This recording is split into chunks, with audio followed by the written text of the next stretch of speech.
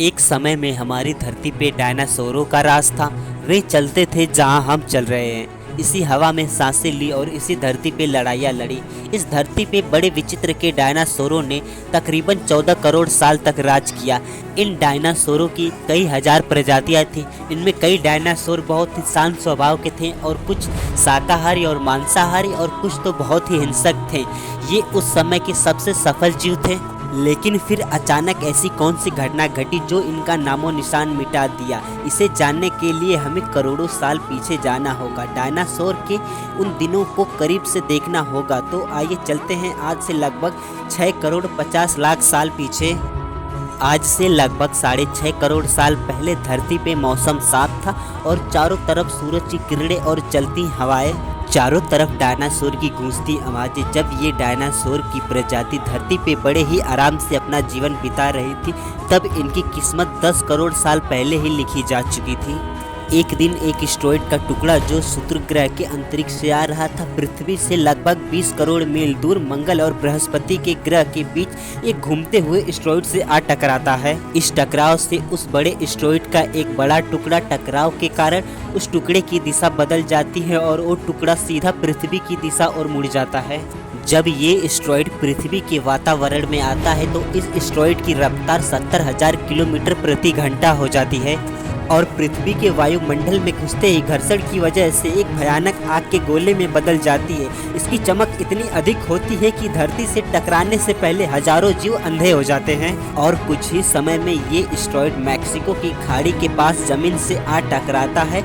लगभग 35,000 degree Celsius वाला एक भयंकर विशालकाय विस्फोट होता है। इस टकराव का विस्फोट लगभग 10 हाइड्रोजन बम के बराबर था। यह विस्फोट इतना शक्तिशाली था कि टकराव की जगह पर 180 किलोमीटर दूर चौड़ा और 20 किलोमीटर दूर गहरा एक बड़ा विशालकाय गड्ढा बन गया और इस गड्ढे का सारा मटेरियल पत्थर आसमान में धूल में बदल जाता है, जिसके कारण सूरज की किरणें धरती पे नहीं पहुंच पाती है। इसी के कारण पूरी धरती पे पूरा अंधेरा सा छा जाता है और इस वजह से समुद्र की विशाल लहरें उठने लगती है, जिसके कारण फिर एक विशालकाय सुनामी धरती की ओर बढ़ने लगती है और भूकंपी तरंगे ने सभी सक्रिय ज्वालामुखियों को दहका दिया, जिसके कारण जगह जगह डायनासोरों का विनाश होना शुरू हो गया और ये विनाश की प्रक्रिया शुरू हो गई। इस भयानक विस्फोट से रेडियस इतनी बढ़ गई कि 800 किलोमीटर दूर के दायरे में आते सारे जीव जल के राख में बदल गए। इस महाविनाश में उड़ने वाले डायनासोर तो जमीनी खतरों से बच जाते हैं, लेकिन ये तो महाप्रलय की बस शुरुआत थी। विस्फोट की वजह से जो लाखों टन मटेरियल पत्थर आसमान में गए थे, वह ठीक 40 मिनट के बाद पूरी धरती पे आग की गोले की तरह बरसने लगे। साथ ही एक धूल का तूफान 6000 किलोमीटर प्रति घंटे की रफ्तार से पृथ्वी की दूसरी तरफ से ले आ रहा था।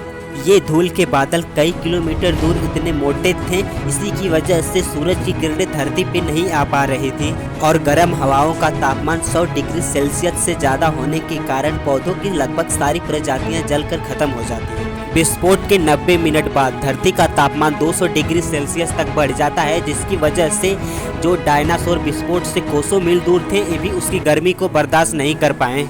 इस महाप्रलय से धरती के कुल 90% जीव पूरी तरह से जलकर खत्म हो जाते हैं और जो 10% जीव धरती पे बच गए थे, उनमें से वही जिंदा रह पाए जिनका वजन 30 किलोग्राम से कम था। लेकिन उनको भी पेड़ पौधे ना होने के कारण खाना पानी अच्छे से नहीं मिल पाता था, इसी के कारण वो भी खत्म हो गए। लेकिन ये महाप्रलय किसी अन्य जीव के लिए फायदेमंद साबित होने वाला था।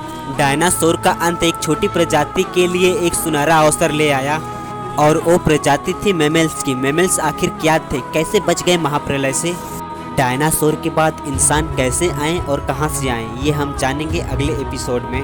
अगर आप चाहते हैं कि अगली वीडियो जल्द से जल्द आए तो प्लीज़ वीडियो पे 1000 लाइक और चैनल को सब्सक्राइब जरूर करें। चलिए अब करते हैं अगली वीडियो की तैयारी, तब तक के लिए जय हिंद।